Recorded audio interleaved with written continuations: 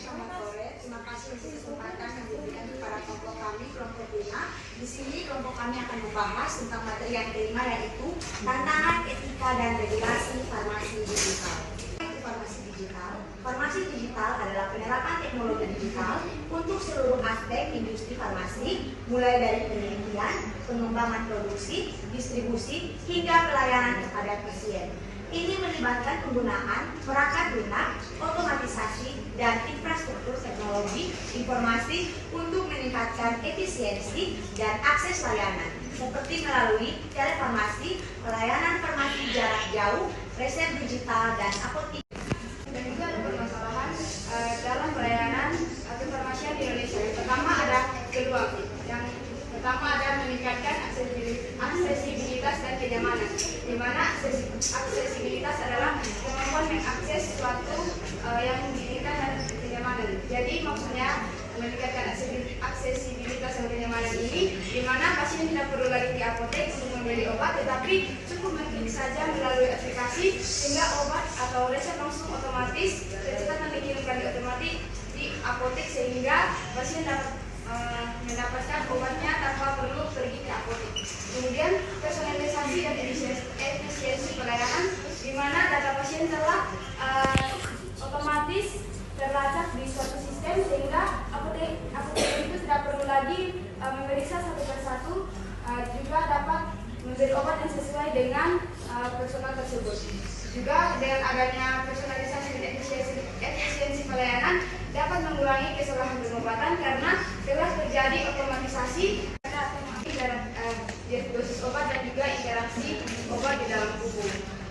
Kemudian yaitu inovasi yang tepat seringkali mendahului kerangka regulasi dan etika yang ada yang menciptakan celah risiko, di mana inovasi itu lebih duluan dibandingkan regulasi, sehingga menyebabkan kekacauan, juga etika profesi itu tidak tercapai lagi. Berikutnya aspek etika utama. Yang pertama kerahasiaan data pasien, yaitu menjaga privasi dan data medis pasien. Contohnya apoteker tidak boleh memberitahukan riwayat penyakit ataupun menceritakan riwayat penyakit tersebut dari pasien A kepada pasien B ataupun tetangganya. Yang kedua, informed consent atau persetujuan, yaitu pasien harus setuju setelah diberikan informasi lengkap. Contohnya, pasien harus menandatangani formulir persetujuan. Berikutnya, transparansi algoritma atau AI dan big data, yaitu jika AI mengkonfirmasikan dosis-dosis tertentu, maka dokter harus bisa melihat data apa saja yang membuat AI sampai pada kesimpulan itu. Yang terakhir, tanggung jawab profesional apoteker, yaitu apoteker tetap bertanggung jawab atas semua keputusan profesionalnya.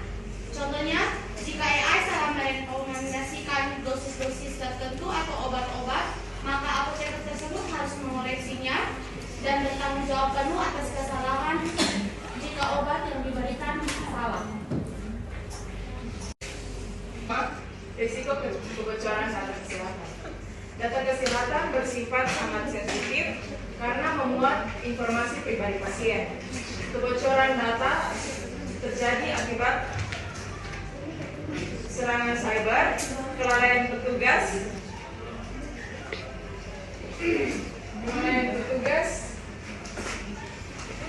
atau sistem keamanan yang lemah. Dampaknya bisa berupa penyalahgunaan data, hilangnya kepercayaan publik, hingga kerugian hukum dan finansial.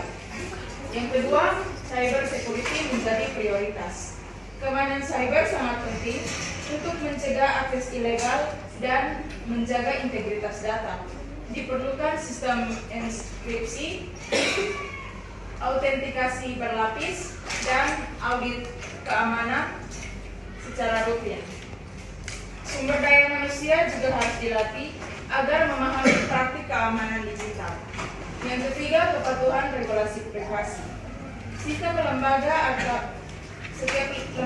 atau sistem yang mengelola data kesehatan wajib memenuhi regulasi privasi data untuk mengatur hak individu atas data pribadi mereka, serta kewajiban institusi dalam melindunginya.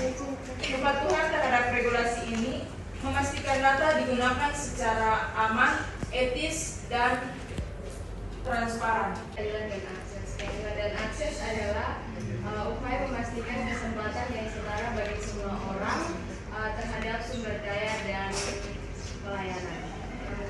Yang pertama, kesenjangan digital atau digital divide, yaitu adalah masalah ketidaksetaraan dalam infrastruktur perangkat dari kemampuan literasi yang dibutuhkan untuk mengakses internet dan teknologi. Yang kedua, potensi bias dan diskriminasi algoritma adalah pengambilan keputusan yang kini banyak bergantung pada kecerdasan buatan seperti AI yang berisiko ketidakadilan. Dan yang ketiga, keadilan distribusi layanan farmasi yang berfokus pada pemerataan dalam sektor kesehatan, yaitu upaya menjamin obat-obatan esensial, alat kesehatan, dan layanan apotek yang berkualitas distribusi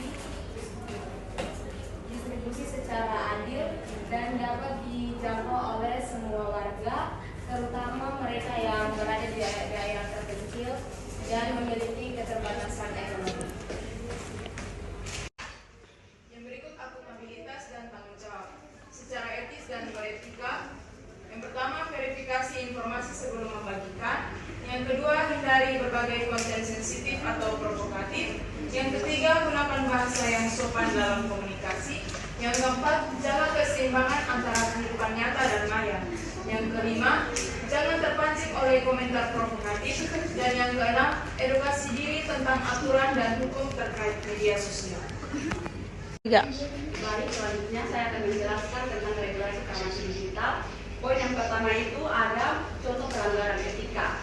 Baik di sini kasus penyebaran hoaks dan dampak pada individu atau komunitas.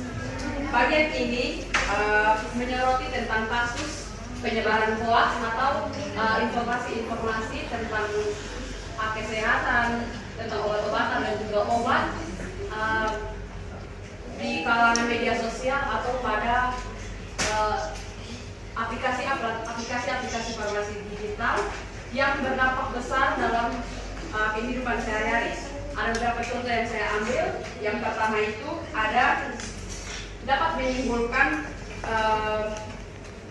kesalahpahaman dalam mengambil obat. Lalu yang kedua itu kurangnya kepercayaan dari pasien kepada kita TPK atau kepada aplikasi atau rancangan yang kita buat. Lalu yang ketiga itu bisa saja pasien tersebut dapat salah mengambil atau salah mengonsumsi obat karena kurangnya informasi-informasi atau informasi-informasi yang keliru yang pasien tanggapi. Lalu yang kedua di sini ada kisah positif. Bagian ini itu menjelaskan tentang isi baik dari pemanfaatan teknologi digital, yaitu tentang kampanye digital yang berhasil menyebarkan kesadaran sosial. Contoh yang saya ambil di sini ada kampanye atau edukasi tentang penggunaan antibiotik yang dapat mengurangi resistensi. Lalu yang kedua di sini ada kampanye tentang edukasi online mengenai penggunaan. Lalu yang kedua di sini ada program edukasi online tentang penggunaan vaksinasi dan juga penggunaan obat yang benar. Lalu yang ketiga di sini ada kampanye tentang ceklik, yaitu pengecekan terhadap kemasan, label, izin edar dan juga tanda kadaluarsa agar pasien lebih berhati-hati dan juga waspada dalam memilih obat atau produk kesehatan lainnya. Jadi kampanye seperti ini itu bisa saja menjadi wadah tempat untuk kita mempromosikan kesehatan dan juga mengedukasi masyarakat tentang kesehatan dan juga obat-obatan. Kemudian ada regulasi di Indonesia. Yang pertama, Undang-Undang Perlindungan Data Pribadi yang diatur dalam Undang-Undang Nomor 27 Tahun 2022, di mana mengatur tentang perlindungan data pribadi yang menjadi dasar hukum penting untuk menjaga keamanan data pasien dalam konteks farmasi digital, misalnya data resep, riwayat obat dan hasil konsultasi secara online. Yang kedua ada Peraturan BPOM soal distribusi obat online Nomor 20 Tahun 2025 tentang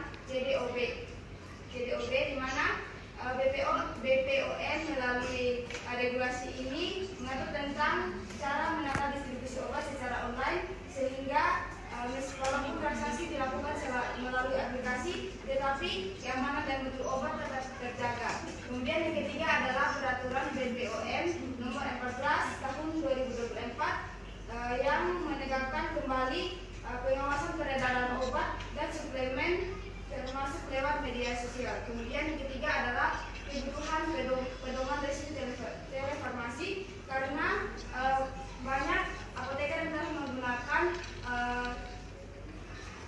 telefarmasi, tapi untuk pedoman resminya belum ada, sehingga mungkin lebih ke depannya lagi dibutuhkan pedoman resmi telefarmasi.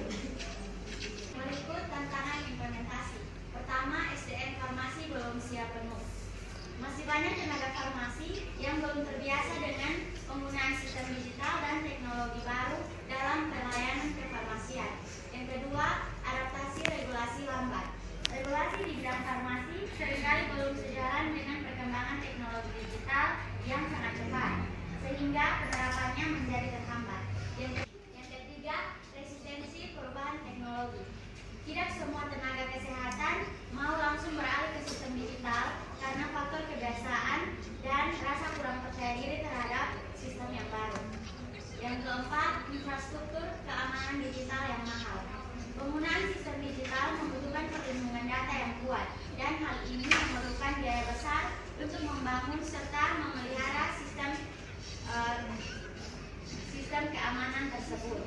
Jadi, meskipun farmasi digital memiliki banyak manfaat, masih ada beberapa tantangan besar yang perlu kita hadapi bersama agar penerapannya berjalan dengan optimal.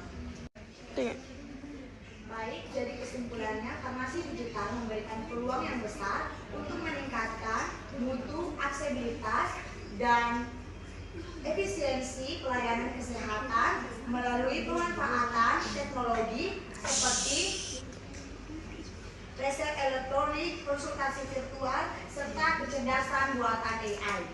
Namun perkembangan ini juga menimbulkan tantangan serius pada aspek etika, yaitu privasi data, keadilan, dan tanggung jawab profesional, dan juga pada aspek regulasi, yaitu perlindungan konsumen dan juga penguasaan atau penggunaan obat online. Dengan demikian, farmasi digital dapat berjalan secara aman, etis, dan berkelanjutan bagi masyarakat. Baik, sekian dan terima kasih.